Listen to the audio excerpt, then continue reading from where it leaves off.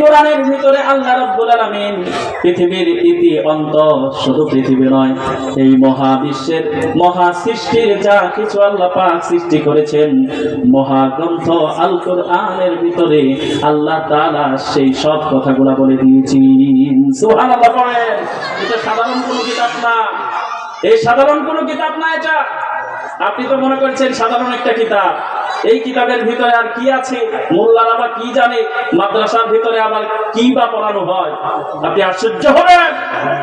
কলমকে যখন বলা হয়েছে উক্তব, কলম তুমি লিপিবদ্ধ করো, লেখো। কলম তখন বলেছে রব্বুল আলামিন আল্লাহ, মাযা আকতুবু, আমি কি লিখবো? আল্লাহ রাব্বুল আলামিন বলেছেন উকতুব আউওয়ালাহু ওয়া আখিরাহু।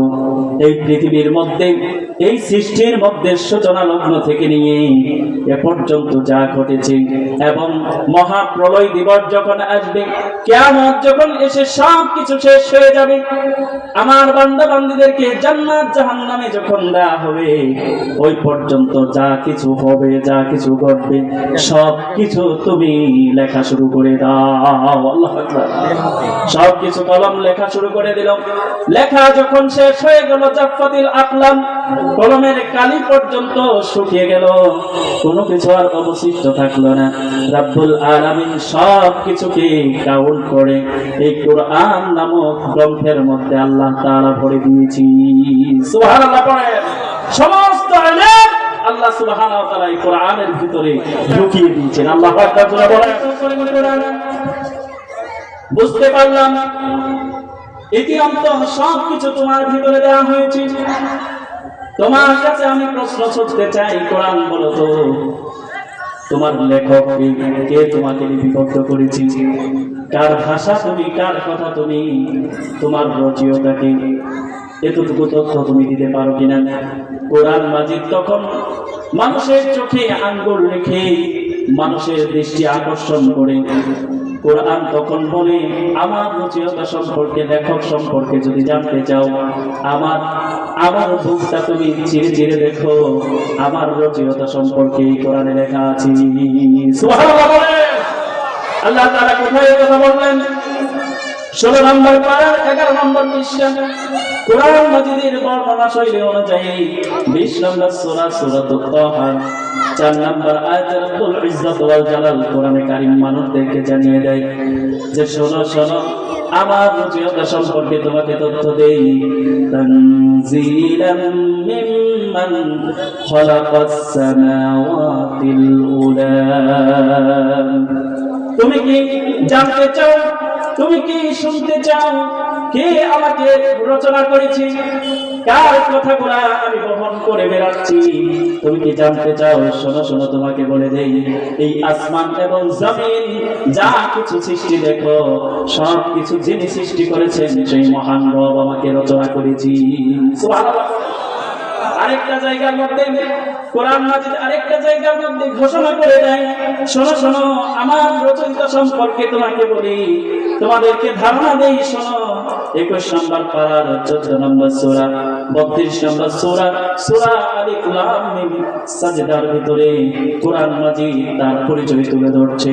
তার লেখক সম্পর্কে আমাদেরকে তথ্য দিয়ে কোরআন মাজিদ বলে, আলিফ লাম মিম, আলিফ লাম মিম, তানজিলুল কিতাব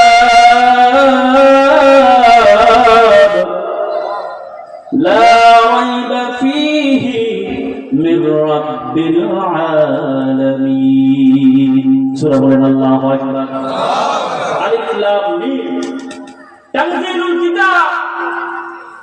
আরে দুনিয়ার বিজ্ঞানীরা, দুনিয়ার জ্ঞানী মানুষরা কত কিছু তোমরা তথ্য বের করো। যা আমার কোরআনের ভিতরে কিছু হরফ দিলাম, কিছু শব্দ দিলাম, পারলে এই হরফগুলা, এই শব্দগুলার তথ্য আমাকে বের করে দাও। আল্লাহ তাআলা চ্যালেঞ্জ করে বলেন, আলিফ লাম মিম, এটার অর্থ বলো। এত নিজেকে পণ্ডিত মনে করো, এত জ্ঞানী মনে করো, একটু বলো তো আলিফ লাম মিম এটার অর্থ কি বলতে পারবে? কেউ পারবে বলতে? বলেন। কেউ পেরেছে, পারে নাই, কেউ পারবেও না। কারণ কি? আল্লাহু আ'লামু বিমুরাদিহি।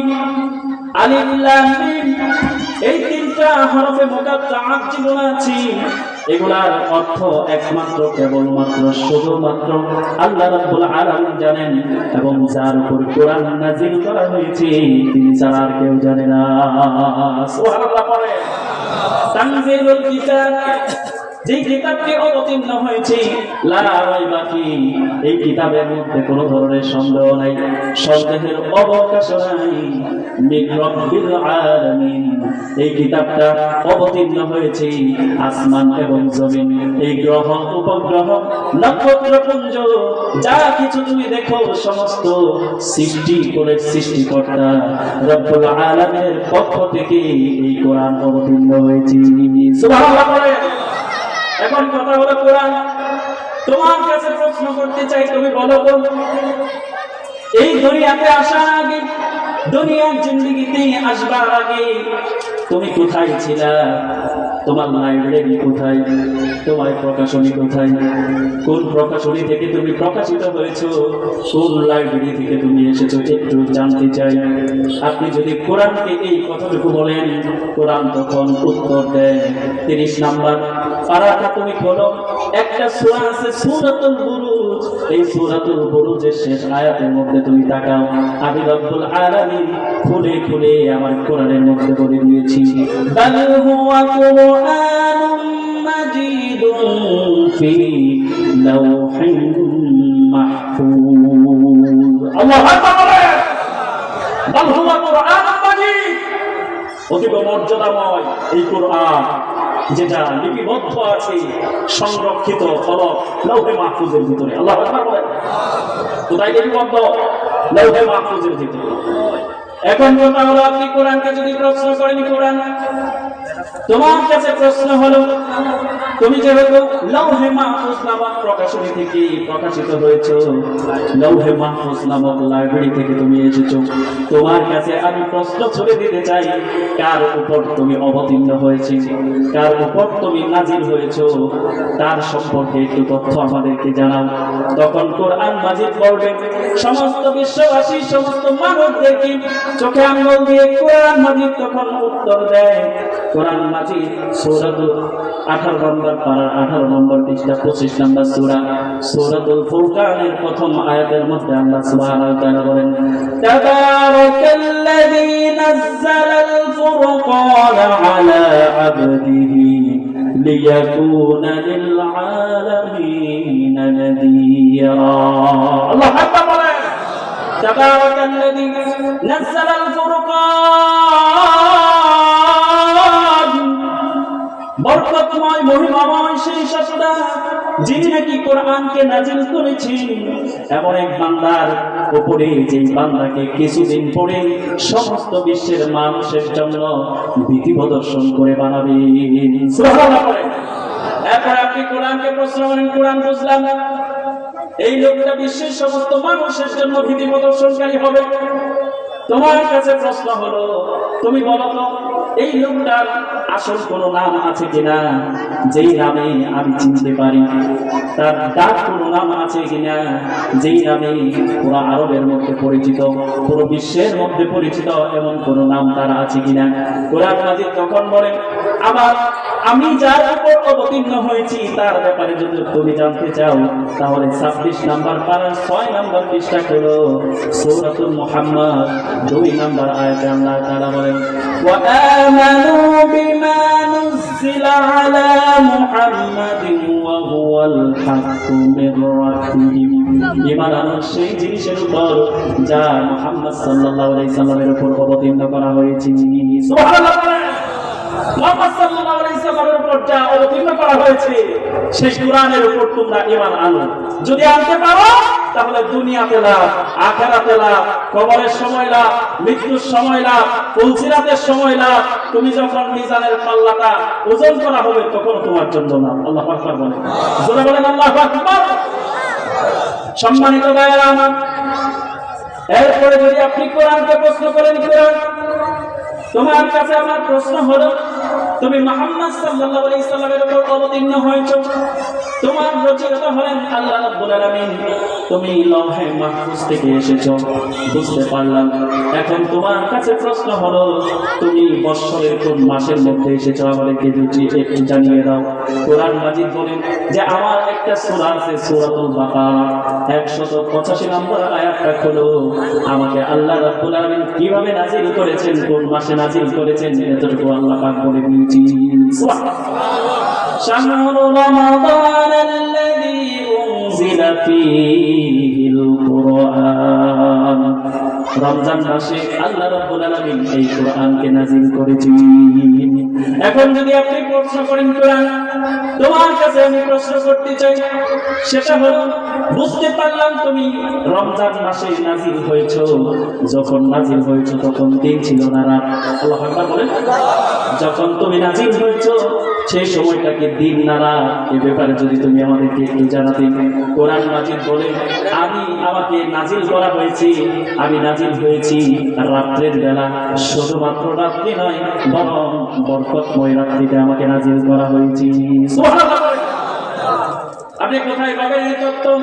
সূরাতুদ দুখানের শুরুতে আপনি খুলেন, সূরাতুদ দুখানের শুরুতে আল্লাহ রাব্বুল আলামিন বলেন হামিম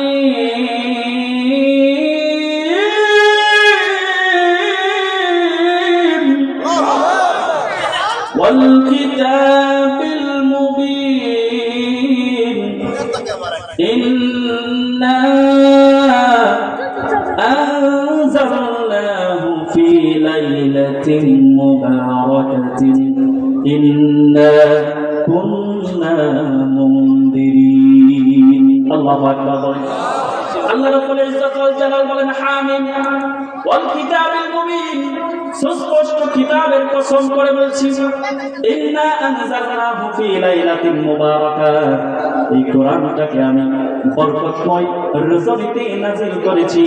ইন্না কুন্না মুনদিরিন, যাতে করে আমি এবং আমি নিশ্চয়ই আমি এই বিশ্বের সমস্ত মানুষের জন্য নীতি প্রদর্শনকারী। আল্লাহু আকবার বলেন। আপনি কোরআনকে বলেন কোরআন বুঝতে পারলাম তুমি বরকতময় রজনীতে নাজিল হয়েছ। একটু যদি স্পষ্ট করে বলে দিতা কেমন বরকতময় রজনীতে তুমি নাজিল হয়েছ, কেমন রাত্রিতে তুমি নাজিল হয়েছ, ওই রাত্রির আলাদা কোনো নাম আছে কিনা? কোরআন মাজিদ সমস্ত বিশ্বের মানুষদেরকে তাক লাগিয়ে দিয়ে এই কথা বলে।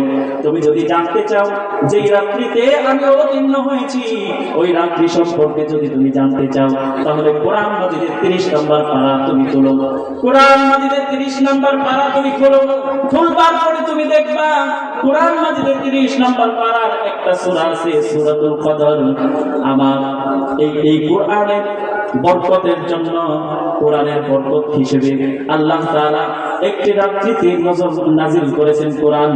আর এই কোরআনটাকে যেই রাত্রিতে নাজিল করা হয়েছে, ওই রাত্রিটা হলো বরকতময় রাত্রি, ওই রাত্রিটা হলো মহিমান্বিত রাত্রি, ওই রাত্রি হলো সবচেয়ে মর্যাদাপূর্ণ রাত্রি। এই মর্যাদা এবং সম্মানের দিক দিয়ে উঁচাই থাকবার কারণে আল্লাহ রাব্বুল আলামিন ওই রাত্রির নাম দিয়েছেন আল কদর। সুবহানাল্লাহ।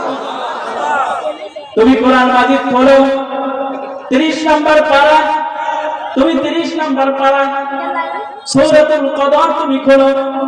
রব্বুল ইজ্জত ওয়াল জালাল বলেন আমার এই কোরআনটাকে যে আমি নাজিল করেছি, কেমন বরকতময় রাত, কেমন সম্মানিত রাত, ওই রাতের ব্যাপারে আমার আল্লাহ বলেন ইন্না আনজালনাহু ফি লাইলাতিল কদর ওয়া মা আদরাকা মা লাইলাতুল কদর লাইলাতুল কদর খায়রুম মিন আলফি শাহর। আল্লাহু আকবার।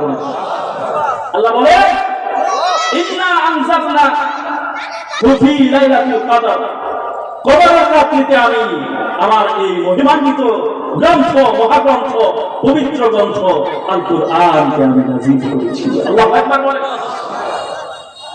সম্মানিত ভাইরা আমার, আপনি যদি প্রশ্ন করেন কোরআন কেমন সম্মানিত রাত্রি, কেমন মর্যাদায় উন্নীত রাত্রি, যেই রাত্রিতে তোমাকে নাজিল করা হয়েছে। তখন কোরআন মাজিদ আপনাকে আমাকে সমস্ত বিশ্বের মানবদেরকে প্রশ্ন করে বলে, ওমা আদরাকা মা লাইলাতুল কদর, লাইলাতুল কদর সম্পর্কে কি তোমার জানা আছে? লাইলাতুল কদরি খায়রুম মিন আলফি শাহর, লাইলাতুল কদর সম্পর্কে তোমাকে তথ্য দেই, তুমি শোন। লাইলাতুল কদর তো এমন একটি রজনী, কোন বান্দা কোন বান্দি যদি লাইলাতুল কদর পেয়ে যায়, যেই রাত্রিতে আমি কোরআনকে নাযিল করা হয়েছে, এই রাত্রিতে কোন বান্দা বান্দি যদি সুন্দর করে ওযু বানিয়ে রব্বুল আলামিনের প্রতি পূর্ণ বিশ্বাসী হয়ে ঈমানান ওয়া ইহতিসাবান, ঈমান এবং আমলকে, ঈমান এবং ইহসানকে, ঈমান এবং ইখলাসকে পরিপূর্ণ করে এই রাত্রিতে ইবাদত করতে পারে, আল্লাহ তাআলা তার প্রিয় হাবিবের জবান দিয়ে বলেন, গফিরা লাহু মা তাকাদ্দামা মিন দামিহি। আল্লাহু আকবার বলেন। এই বান্দা বান্দির জিন্দেগীর সমস্ত গুনাহগুলোকে আল্লাহ পাক মাফ করে দেন। এই অঞ্চলে তো সুবহানাল্লাহ নাই। সম্মানিত ভাইয়েরা আমার, বিশ্বনবী বলেন, কোন ব্যক্তি যদি মান কামা লাইলাতুল কদর ঈমানান ওয়া ইহতিসাবান গফিরা লাহু মা তাকাদ্দামা মিন যামবিহি, এটা তো বিশ্বনবী সাল্লাল্লাহু আলাইহি সাল্লাম বলেছেন। এখন যদি আপনি কোরআনকে